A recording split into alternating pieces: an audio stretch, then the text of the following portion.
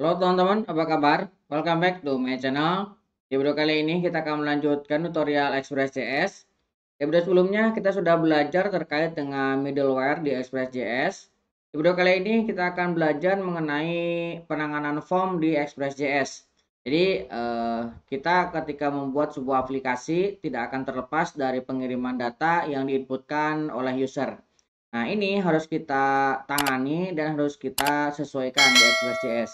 Karena Express.js tidak otomatis ketika kita submit sebuah form itu langsung terbaca. Ada beberapa config yang harus kita lakukan. Oke, apa itu form data? Form data adalah cara untuk mengirimkan data dari klien ke server melalui form HTML. Form data biasanya menggunakan format multiform data yang memungkinkan pengiriman data, teks, dan file secara bersamaan.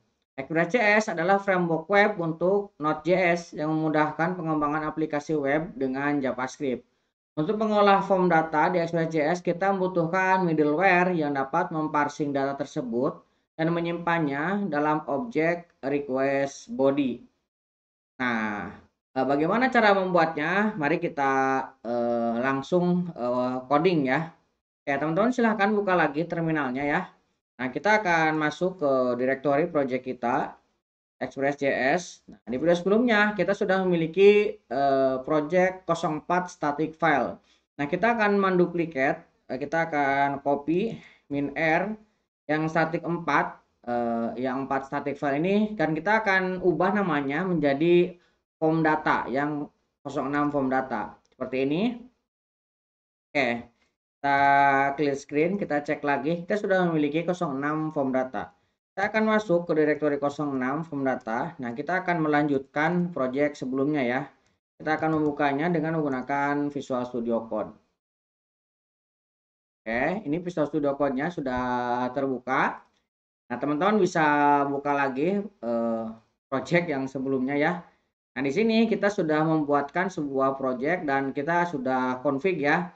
Hal pertama yang harus dilakukan, kita akan menghapus statik ini ya, karena kita tidak akan menggunakan relatifnya ya, kita akan hilangkan. Nah, kita akan save. Kemudian kalau misalkan ini dihapus, maka di bagian view-nya juga kita akan hilangkan. Di sini ada layout, kemudian ada main layout. Maka bagian statik ini kita hilangkan juga. Kita Ctrl D dan hapus. Nah, kemudian kita juga harus menghapus di bagian indeks ini ya.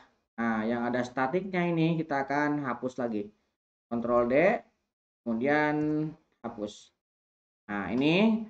Kemudian kalau misalkan yang lain-lain, teman-teman jika tidak dibutuhkan, ini bisa dihapus yang HTML. Kalau misalkan mau dibiarkan juga tidak apa-apa ya. Kita akan membuat sebuah form sederhana ya. Ini akan kita buat di folder barang ini. Saya akan buat satu file index.ejs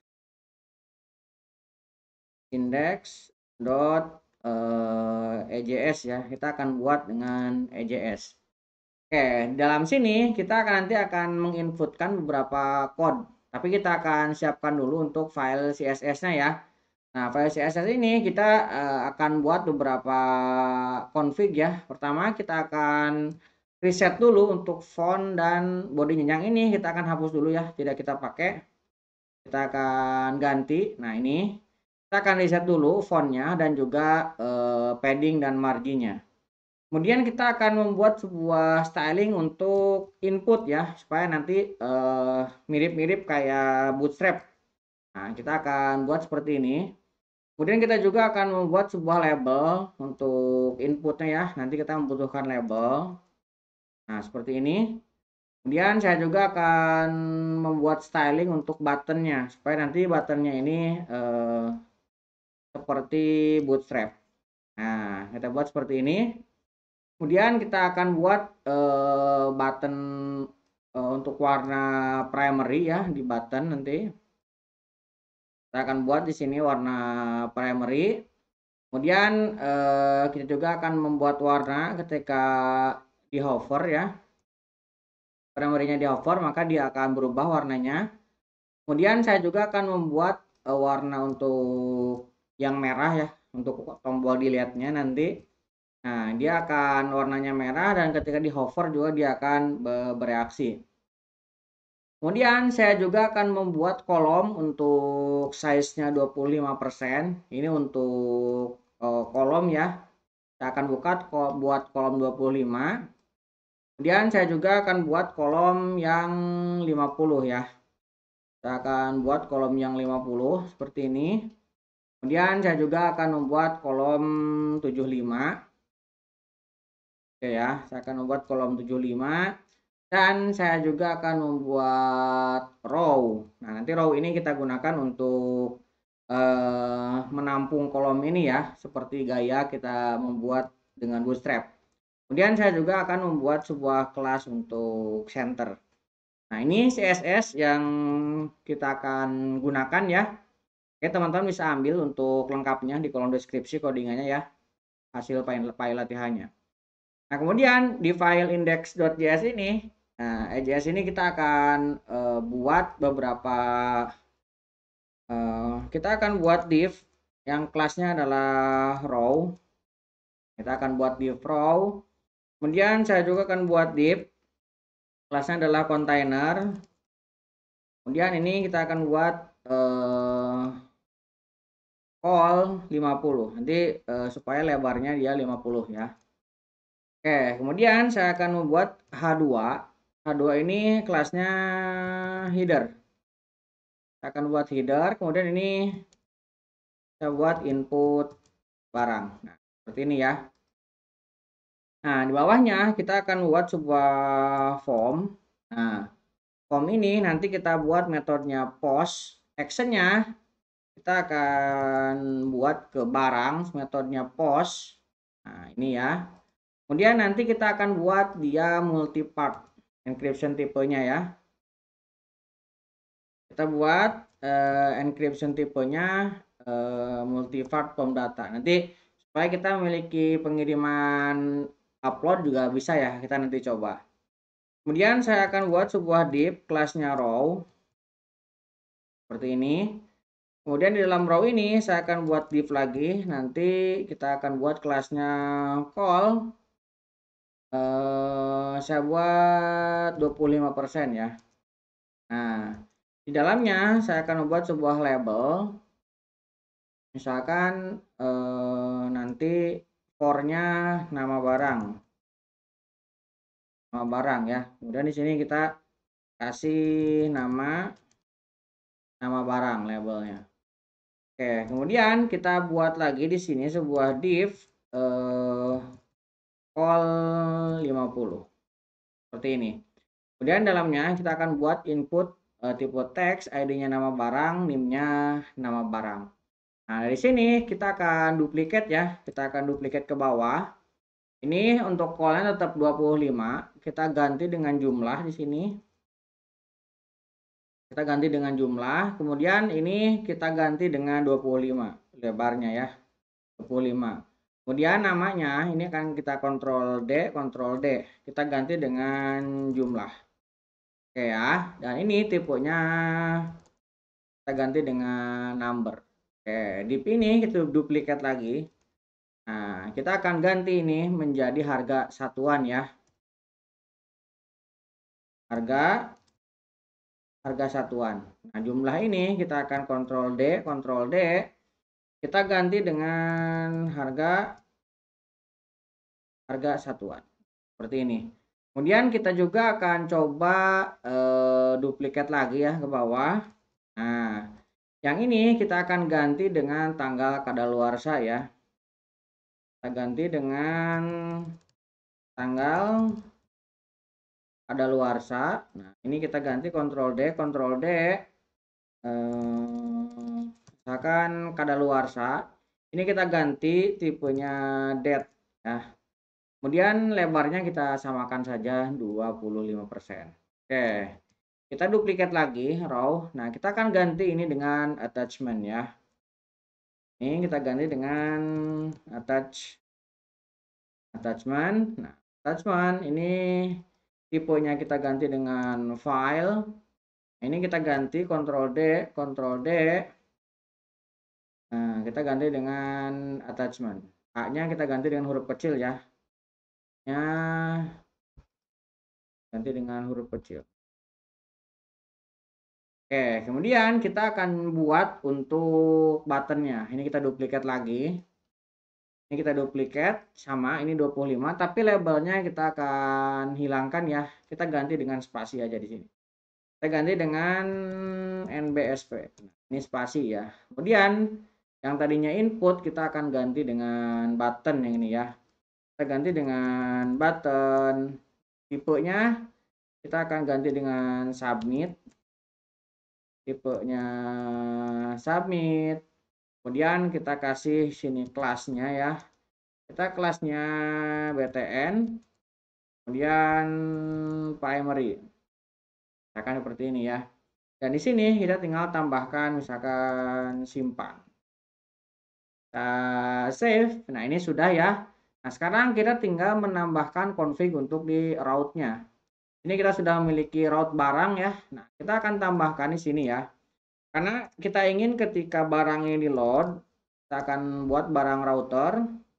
Kemudian kita akan buat sebuah route. Nah, nanti route-nya ini agak berbeda dengan yang lainnya ya. Ini kita akan tambahkan insert. Insertnya ini metodenya adalah get. Nah, ya. Kemudian nanti akan memiliki request dan respon. Nah, request dan respon ini nanti dia akan menggunakan seperti yang di sini ya. Nah, kita akan kirimkan layoutnya. Dan nanti kita akan merender barang indeks ini. Oke, kita balik lagi ke barang sini. Kita akan tambahkan ini dan kita akan tutup. Kita save. Kemudian di sini kita akan render. Nah, rendernya kita akan mulai dari folder barang dengan filenya index. Ini kan barang index.ejs. Oke, ini untuk halamannya ya. Nah, sekarang kita akan coba buka dulu, Ctrl backtick ya. Nah, teman-teman tinggal ketikkan npm run dev. Kita jalankan dulu ya, kita coba. Oke. Nah, nanti dia ketika disubmit, ini kan barang nih, dia akan ke metode post yang hanya slash ini ya. Karena di form kita di sini, dia menuju formnya ke barang. Barang sini adanya di, kita lihat, ini slash, kita lihat barang. Berarti dia akan menuju ke metode post yang ini ya. Nah, dia ini metode post barang, nanti dia masuknya ke sini. Sekarang kita coba dulu klik ya, kita buka. Nah, kita akan slash barang, kemudian kita tambahkan insert. Nah, ini tidak jalan. Kenapa? Karena di indeksnya ini sudah ke stop ya. Nah, ini harus kita perbaiki. Nah, di sini ada router ya. Ini harus kita remark dulu supaya tidak terhenti di sini. Nah, sekarang kita load lagi. Sekarang kita akan coba refresh. Nah, sekarang kita sudah bisa masuk ya ke halaman barangnya. Nah, ini kalau misalkan kita input, nah sebenarnya kan nanti dia akan masuk ke barang, kemudian metodenya post, dia harusnya masuk ke sini. Nah, kita akan coba ya cetak request bodinya. Harusnya karena belum kita config ini tidak ada isinya ya bodinya. Tapi kita coba dulu. Kita akan coba di sini misalkan testing, kita akan masukkan 1, ini 2, kemudian tanggalnya misalkan 16, kemudian filenya kita coba masukkan misalkan pojok kode, kita simpan. Ini metode post jalan ya, tapi di sininya undefined ya, dia tidak terdefinisi. Nah, supaya ini bisa terdefinisi, kita harus menginstal beberapa dependensi ya. Saya akan Ctrl C, kemudian yes, saya akan clear screen. Nah, kita akan npm install. Nah, kita akan menginstal dua buah dependensi, yaitu body parser dan multer. Nah, teman-teman bisa buka lagi di sini ya. Ada yang namanya body parser. Body parser. Nah, ini body parser kita gunakan untuk menangkap kiriman dari body ya. Ini sudah banyak penggunanya. Sini download untuk per minggunya sudah 23 juta. Berarti ini sudah sangat populer ya. Nah, ini digunakan untuk apa? Untuk menangkap pos dari body ya. Nih, kemudian ada satu lagi yang namanya Multer. Multer juga ini kita gunakan untuk submit multipart ya. Nah, teman-teman kalau misalkan lihat form kita ini adalah multipart form data. Ini kita harus menggunakan Multer supaya kita bisa mentransformnya. Nah, ini kita coba lihat ya. Oh, Multer ini. Kita lihat ini untuk multipart nih. Ini multipart form data digunakan. Ini cara installnya sama. Ini juga banyak, udah 2 juta, 2,8 juta lebih untuk downloadnya. Ini juga cukup populer. Oke, kita kembali ke sini. Kita akan menginstal dua buah dependensi ini. Kita enter.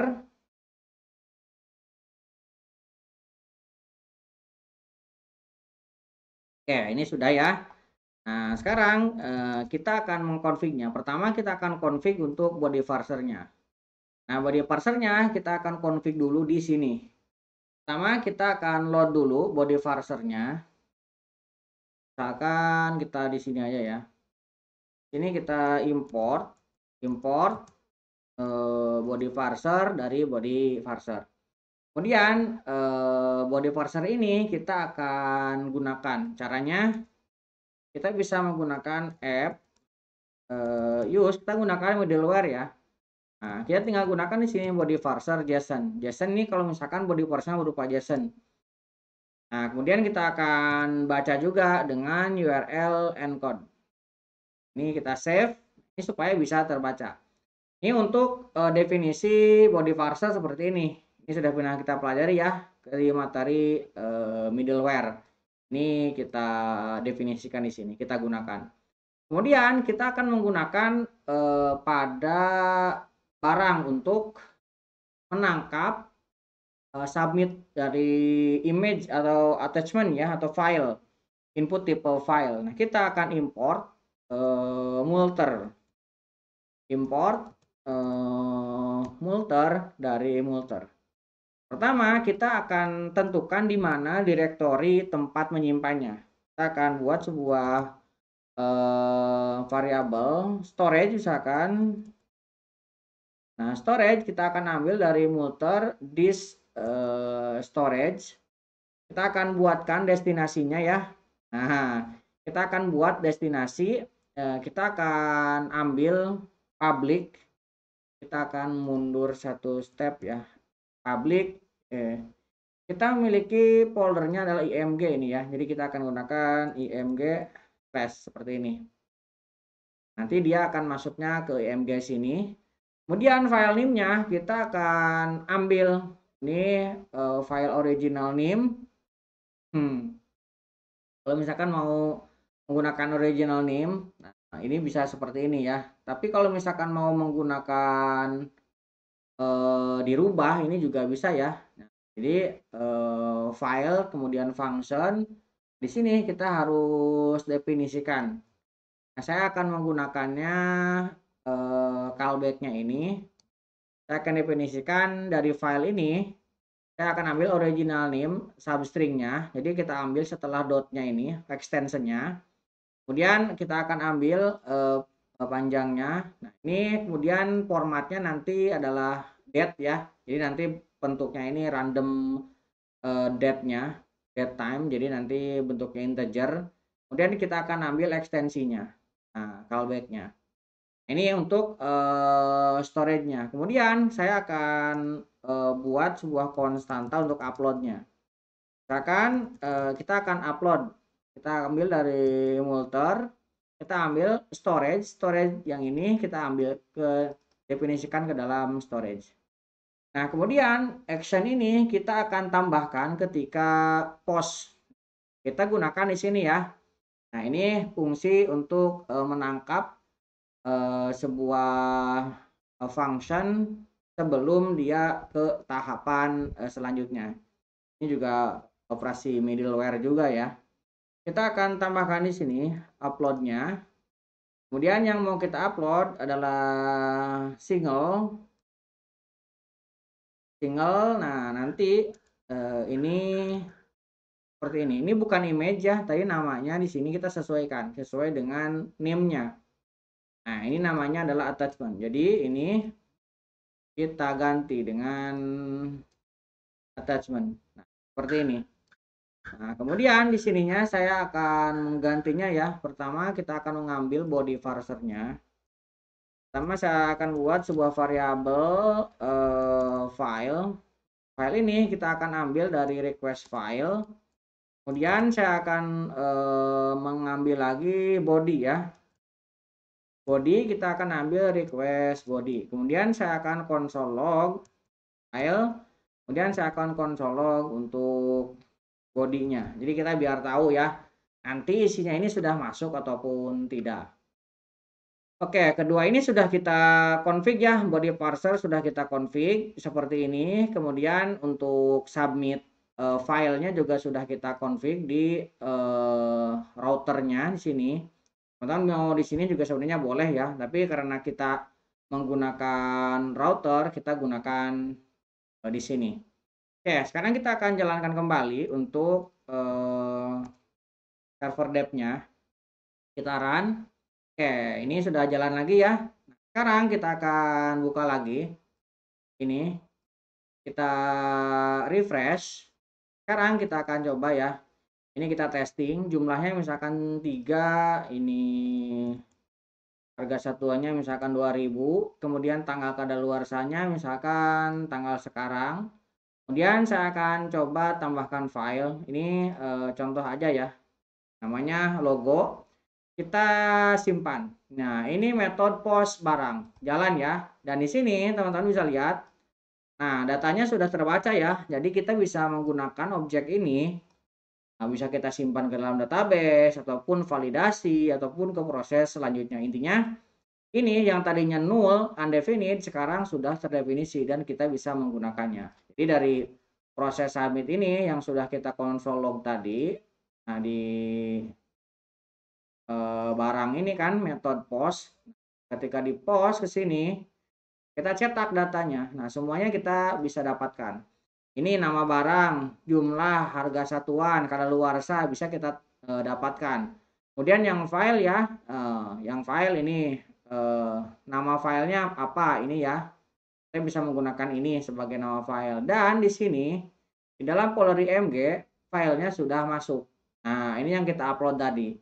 Dan kita bisa menggunakan ini kalau mau disimpan ke dalam database nama filenya. Jadi nanti berkorelasi ya antara file yang kita upload ke sini namanya dan yang disimpan ke dalam database dan kita bisa gunakan. Ini juga direktorinya sudah ada di sini. Kalau mau pakai ini juga bisa. Pet ya. Oke, jadi proses kita sudah berhasil. Nah, teman-teman bisa tambahkan kulik-kulik untuk yang lain-lainnya. Tapi kurang lebih untuk penanganan form yang sering digunakan seperti ini ya. Jadi kita mengirimkan data, kemudian mengirimkan file, kemudian filenya kita olah, kita simpan. Nah, di Express.js kita harus mengkonfignya, tidak langsung bisa kita ambil. Kurang lebih seperti itu untuk penanganan form di Express.js. Mudah-mudahan bisa membantu dan memberikan gambaran ke teman-teman. Buat teman-teman yang belum subscribe, jangan lupa subscribe dan nyalakan tombol loncengnya. Sampai ketemu di video selanjutnya.